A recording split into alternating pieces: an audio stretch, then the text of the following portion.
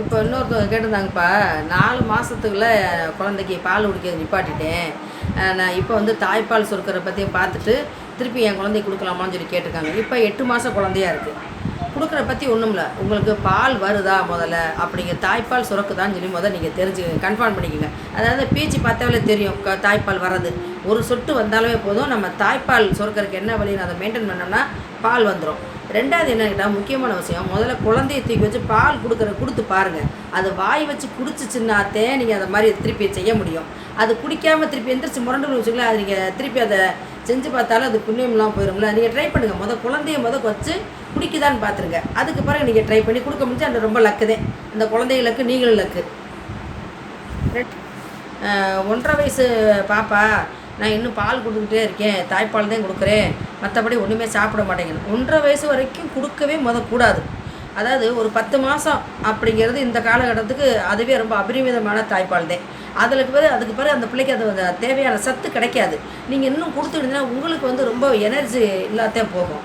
அதனால் அந்த பால் கொடுக்க நிப்பாட்டிவிட்டு என்ன கொடுக்கலாம் அப்படின்னா, அந்த பாப்பாவுக்கு நம்ம திடமான உணவு கொடுத்து பழகணும்.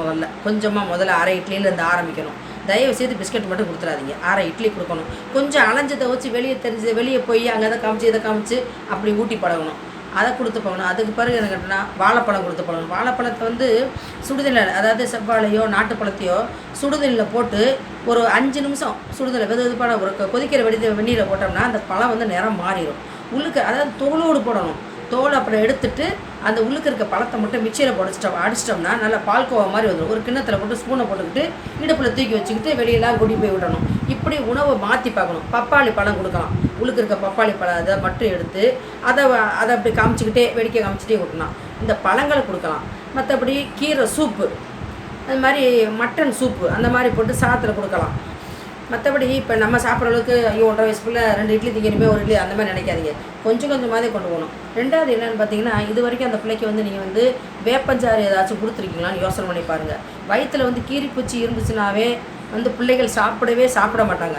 அந்த பூச்சியை நம்ம தவிர்க்கணும். ஆரம்பத்துலேருந்தே அது 1.5 வயசில் எதனாச்சும் பூச்சி மருந்து கொடுத்துருக்கீங்களா, அதாவது நாட்டு மருந்தாக வேப்பிலை கஷாயம் கொடுக்கலைன்னா அதை கொடுங்க முதல்ல.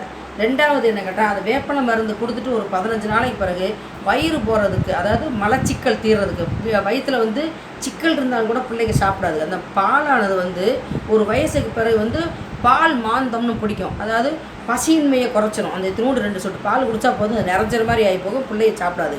அதுக்கு என்ன செய்யணும்னா, விளக்கெண்ணெய், அதனால் 1 டீஸ்பூன் விளக்கெண்ணையை நல்லா ஒரு கரண்டியில் ஊற்றி காய வைக்கணும். அடுப்பில் வச்சு காய வச்சோடனையும் அது நல்லா காஞ்சோடனையும் ஒரு 10 வெந்தயம் தள்ளி அதில் போடணும். அது நல்லா பொரிஞ்சிடும்.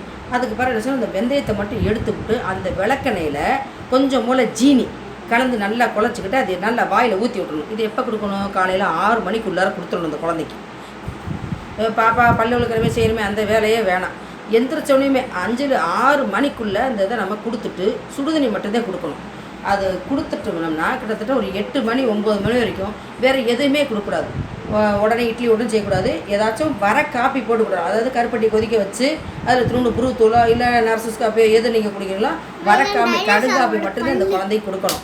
அது கொடுத்தோம்னா 2 தடவை 3 தடவை நல்லா வெளியே போயிடும். அப்படி போச்சுனாவே இந்த மலக்கழிச்சல் போயிடுச்சுனாவே வயிறு சுத்தமாயிரும், பசி எடுக்க ஆரம்பிச்சிடும், பிள்ளைகளை நல்லா சாப்பிட ஆரம்பிக்கும். அந்த மாதிரி 2-3 தடவை வெளியே போயிடுச்சு வச்சுக்கலேன். உடனே என்ன செய்யணும், பாப்பாவுக்கு தலைவலி நல்லா குளிக்க ஊற்றி விட்டுறணும். சுடுதண்ணியை மிதமான சுடுதண்ணியை வச்சு தலைவலியில் குளிக்க ஊற்றி விட்டு நல்லா துவட்டிட்டு இட்லியோ சாதமோ கொஞ்சமாக தயிர் ஊற்றி உப்பு போட்டு பிணைஞ்சு ஊட்டி விட்டுறணும். அது மட்டும் கொடுத்தாலே போதும். இந்த மாதிரி நீங்கள் 2 முறையும் செஞ்சு பார்த்தீங்கன்னா தன்னை போல் இந்த பிள்ளைக்கு பசி எடுக்க ஆரம்பிச்சிடும். அதாவது வேப்பஞ்சாறு கட்டாயம் மாதத்துக்கு 1 தடவை கொடுக்கணும். அதே மாதிரி விளக்கெண்ணையும் மாதத்துக்கு 1 தடவை கொடுக்கணும். இந்த மாதிரி ஒரு 3 மாதத்துக்கு தொடர்ந்து செஞ்சிங்கன்னா பாப்பா நல்லா சாப்பிட்றோம். நான் சொன்னதை மாதிரி நீங்கள் செஞ்சு பாருங்கப்பா. செஞ்சு பார்த்துட்டு அது உங்களுக்கு ரொம்ப பயனுள்ளதாக இருக்கும். கமெண்ட்ஸ் பண்ணுங்கள், சப்ஸ்கிரைப் பண்ணுங்கள். நன்றி, வணக்கம்.